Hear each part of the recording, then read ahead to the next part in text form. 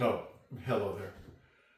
I'm independent author Terry Maggart, and welcome back to the channel. As a cajillionaire, which you can see from the lucite grapes, the smoking jacket, and the careful plastic cover because I have payments left, I live a lifestyle based on my success as an author. I sell books for a living, and maybe you do too. Around me is a representation of some of the 73 titles of my 84 that were borrowed against my will and without my explicit wishes to train something we call AI. Now, this isn't necessarily a video about the dangers of AI or the advocacy for AI. What it is a warning for people who are getting into publishing and are serious about writing, because one of the things you're going to come to realize is that nobody will protect you the way that you can protect yourself. Let's begin. One of the most incredible things that can happen is theft. It happens to so many of us. It happens to people who are well-intended. It happens to people with bad intentions. Sometimes something incredibly innocuous can occur, like a writing contest or a request to send me your blurb in the first 3 chapters of your book from a person on the internet who you cannot verify and don't know where they are. Such events are common. Such events are beyond common. In fact, they are standard operating procedure in today's publishing ecosystem. As someone that came up in the 20 to 13 to 15 era, I've been in this for more than a decade. Obviously, the fruits of my labors have been used against my will, and it doesn't have to be that way for you. One of the things that I'd like to talk to you about is being careful about assuming everyone's best wishes. I think it's incredibly important to have people on your side. I call it the inner circle. If you have an inner circle, you're doing well. If you have good friends, you're doing well. If you have people you can trust, you're doing exceptionally well. But one of the things that you come to understand is that we're extremely exposed to loss in the day and age where someone can take your idea and run with it and produce a book in a matter of 8 hours. And that's not hyperbole. They can produce a terrible book, but they can do it, and they can steal your idea, borrow your intellectual property, and shortcut you out of a process by which you may have been thinking about the idea for years even. I know friends of mine that ruminated on a book idea for 10 years before finally writing it.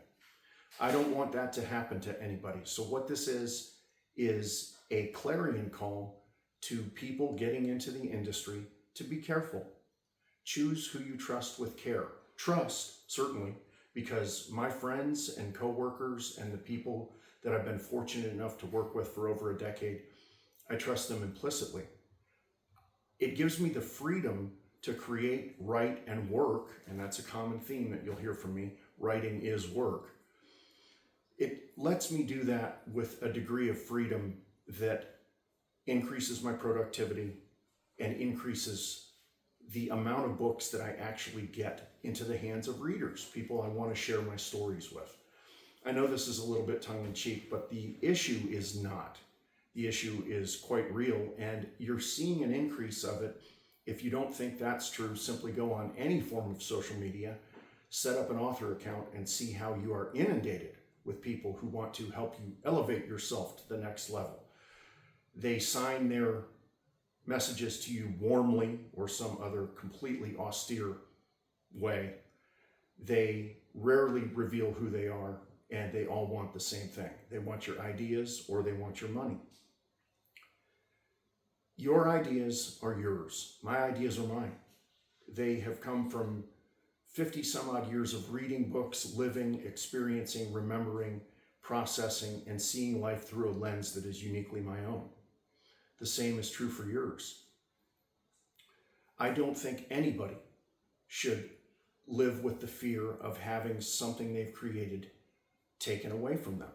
I certainly don't think it should be done by a giant corporation or a soulless machine that is going to use your blood, sweat, and tears to create something that is, as the kids said 4 years ago, mid.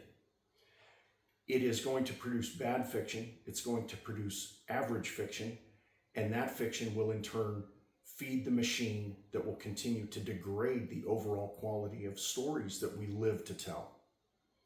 With that being said, find somebody experienced in the industry who you trust and ask them, hey, how do you take care of your properties? Hey, how do you make sure that you get books into the hands of readers who care about your stories? And in turn, you care about the readers. How do you develop a symbiotic relationship with people who are giving you an opportunity to have a career that is quite simply almost a fantasy? The answer is, it goes beyond the simple term of care. It goes to the concept of using prudence at all times, because you have to assume that everything that you write is going to be viewable by everybody. Everything that you share is viewable by everybody, and not everyone has your best interests at heart. Who does? That's a question that I think that we have to ask ourselves as creators. We have to ask ourselves as humans, certainly. And a lot of the things about being a successful human transposed nicely into being a successful author. I consider a successful author somebody who finishes a book or somebody who does what they say. I love it. One of the best feelings in the world is when a friend of mine finishes a novel or a story or finishes a thought. I think it's an incredible sensation because I've felt it myself. I know the unreality of that moment where you close the laptop down and you think, I did it. I did it. And then the real work begins, and you have to begin the process of sharing that story with people who want to read it. There are no shortcuts.